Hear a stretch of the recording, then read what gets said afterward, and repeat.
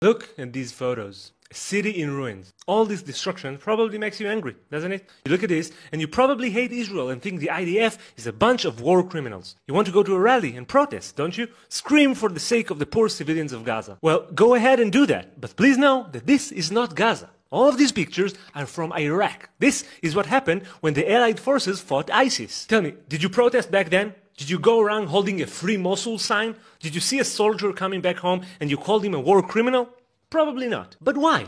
Maybe you think Hamas is better than ISIS. Well, that's just pure ignorance. That's evidently not true. You can compare the charters of the two, the fighting methods, the governing principles, the horrific ways of torture. They are the same. Exactly the same. Or maybe you're protesting now and not back then because you feel for the Palestinians more than you feel for the Iraqi people. So tell me, did you protest when the Assad regime in Syria killed 4,000 Palestinians? Did you protest when the Jordanian government renounced the Palestinians off their citizenship, leaving them without rights? Did you ever take a look at Palestinian life in Arab countries? You didn't. You only care when Jews are involved. Maybe the whole thing isn't really about loving Palestinians, but simply hating Jews. Maybe that's why you walk around calling death to all Jews, even though more Jews live outside Israel and don't have much to do with this conflict. By the way, just to be clear, I'm an atheist. I don't put the Jewish religion over the others, but this isn't about Judaism, it's about the Jewish people. Like it or not, archaeological findings link the Jewish people to Israel from early as the 13th century BC. That's over 3,000 years ago. We're not going anywhere. Get used to it. So if you just feel like hating us, then at least be real about it. Don't lecture us about civilian rights that you obviously care nothing about, since you complain about one genocide but advocate another. Now let's finish with the photos I started with.